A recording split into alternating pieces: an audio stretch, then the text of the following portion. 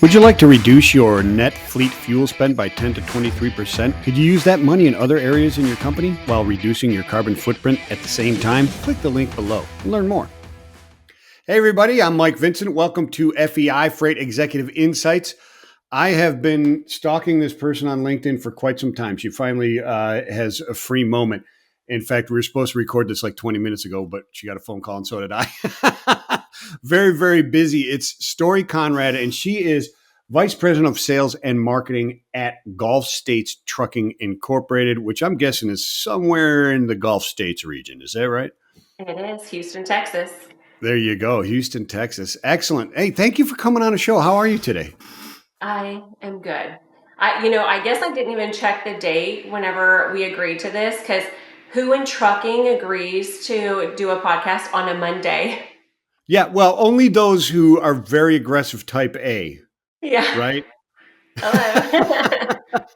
Here's my 15 minutes to myself on this Monday morning so I can actually plan on what's going on, and you gave it away. Like going, son of a. Hey, there's nowhere else I'd rather be. I appreciate you having me. Oh, yeah. Well, it's designed to get to know the people in trucking and what you guys are doing and kind of evangelize what's out there, and also get, a little human experience about you. So let's kick it off. Tell us about Gulf States for those who might not know what Gulf States Trucking is doing there. I suppose that you're kind of going with the port strike being averted for the moment.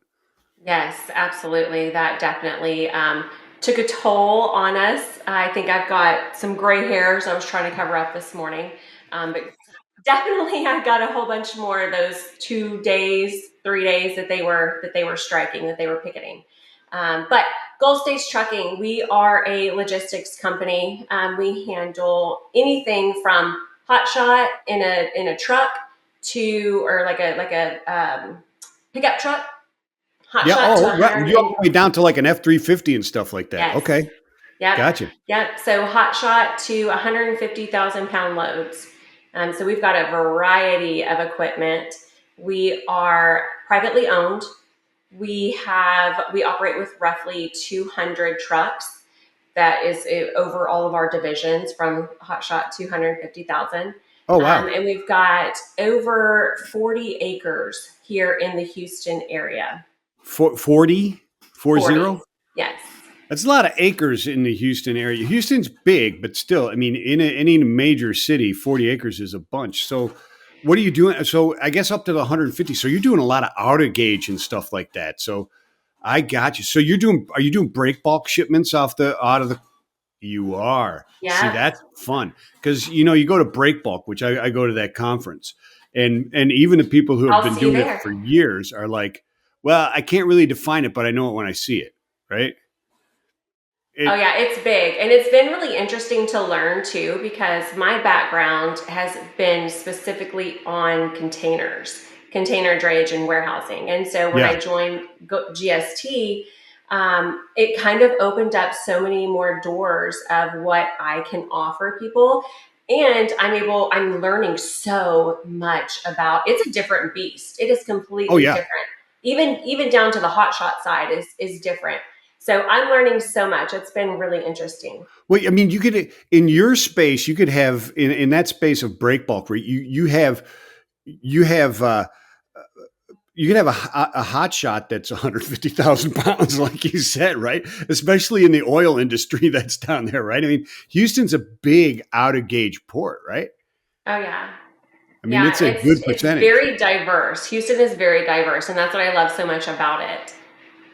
So that's the 40 acres. I imagine you've got big yard cranes and stuff like that are moving around bizarre pieces of equipment going, wow, okay, how do we get this together? So that's like a whole new puzzle all the time. When I was in maritime, I was at Tropical Shipping, and we had liner service, but we also did NVOCC into the Caribbean, et cetera.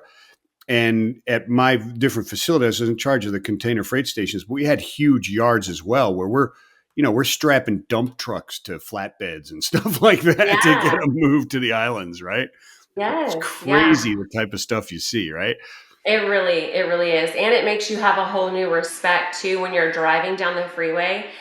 Prior to joining GST, when I would drive down the freeway, when I would see those signs, it's oversized loads. I'm like, oh God, I need to hurry up and try to get around this thing. Oh Or yeah, yeah. you know, but now I have a whole new respect. I'm like, I'm driving past it. I'm like, okay, this is really cool. I can, in my mind, kind of process how that whole thing got onto that truck and strapped down, and even going as far as the trucks that have to lift up the lines. I mean, it's so intricate, the process you have to go to for permits and your routing. It's so interesting. Yeah, I was going to say the routing. Most people don't think about the routing of how you got to do that. I was talking to um, the operations director at the port of Vancouver in the U.S. Right on the on the Columbia River, right outside Hmm. of Portland. It said that Vancouver, Washington, not British Columbia, but that is one of the main for wind turbine blades coming in, Yeah. no matter where they're going in the US, because the routing works. You can't just bring them in anywhere. Like you couldn't bring in wind turbine blades into Houston. And then how are you going to get out of Houston with, you know, these turbine blades that are a football field long? Right. Yeah. They're huge. Yeah, that's going to screw up the already screwed up traffic of Houston, right? Yeah, we're we're known for a lot of things, and Yeah. our terrible driving and traffic is definitely one of them. So, I mean, are you strictly with the several hundred pieces of equipment that are capacity that you have there? Are you strictly in the port, or do you do like dry van, like outside of port operations, et cetera? Or are you strictly port Oh operations? yeah, no, we have a dry van and flatbed division as well, which was kind of a saving grace during the strike. So Yeah, we were able to reposition some of our trucks to handle that side of the business when there was no containers to move. gotcha. So, is all your services are all asset based? Yes. Okay, gotcha. So you We've guys got haven't about expanded. 10%. I'm sorry, we've got about 10% that are owner operators, but we're solely asset based. Yeah, I still consider that asset based. I mean, you don't have a brokerage division that supplements or anything like that right now. We do have a brokerage division, but we typically handle everything in house.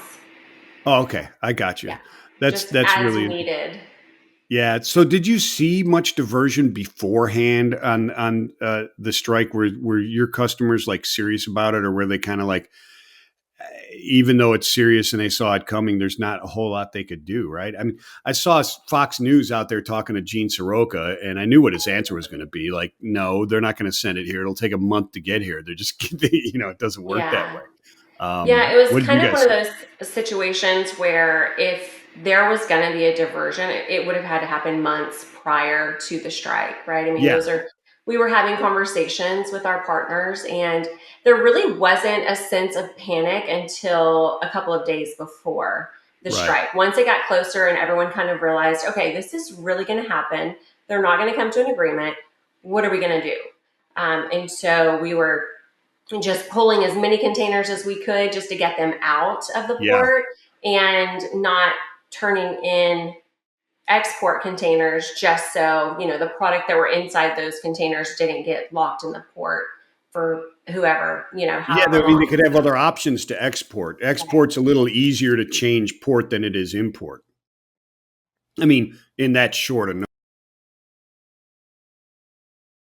Very, very interesting. So, Story, how did you get into trucking? Did you grow up as a little girl saying, "Hey, trucking, man, that's for me"? Well, no, actually, I didn't, believe it or not. So, my dad actually joined the International Longshoremen Association.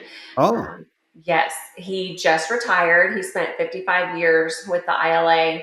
And so, I don't want to give away my age or anything, but when I was a little girl, this was still back in the day where they didn't have Twix at the port. It wasn't, highly security. I could go to work with my dad. And so I would spend a lot of time at the 610 docks. oh, wow. Back then they stored the flour and cotton. I would go to work with him and just run through the warehouses. We would walk alongside the ships, talk with everyone. Yeah, so it was, I always tell people I was born into this industry. I mean, Yeah. I thought growing up I was going to be a longshoreman, just like my dad and follow in his footsteps. But things changed, and in 2007, I had moved down here and was telling my dad, like, what do I want to do? I need a career. And so he hooked me up with a company, a transportation company, and I started out as data entry for this company. Nice. I love it. Yeah, I started out as a dock clerk at Roadway Express. Um, Oh, wow. yeah, and that was long ago enough that I walked around and pulled all the bill of ladings that were loaded on a truck and added up the weight and then wrote it down on a piece of paper. And then after I got around the 200 doors, I went and I sent all the information through a Twix, which was, I mean, a dot matrix, basically through the AS400. You could send messages to people. That's how we did it. We didn't have computers or any of that kind of stuff. There's no internet or any of that kind of thing, but that's how we did it.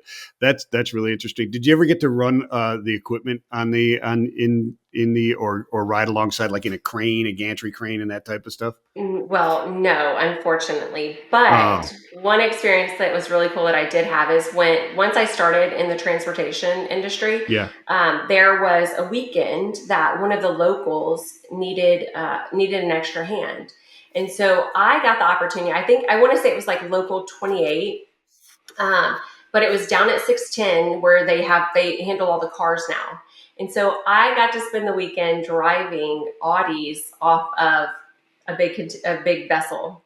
Oh, that's fun. That'd be kind of Yeah, cool. it was really cool. It was really, really cool. And it's so cool too. I never realized that, you drive these cars off the vessel, you park them, and then you all have to jump on a van to get back to the vessel, right? Because you're Yeah, you're sure. driving it. Yeah.